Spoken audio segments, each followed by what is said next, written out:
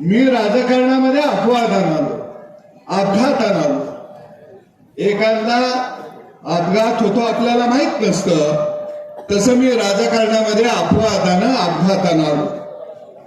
पण कुणाचा तरी आधार लागतो, कुणाच्या तरी बोटाला धरून चालावं लागतं.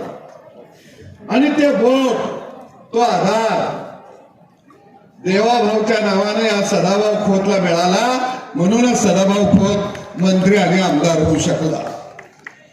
आणि मला नेहमी वाटतं सत्यजित भाऊ, देवेंद्र फडणवीस हे नाव माझ्या दृष्टीनं सावलीसारखं आहे.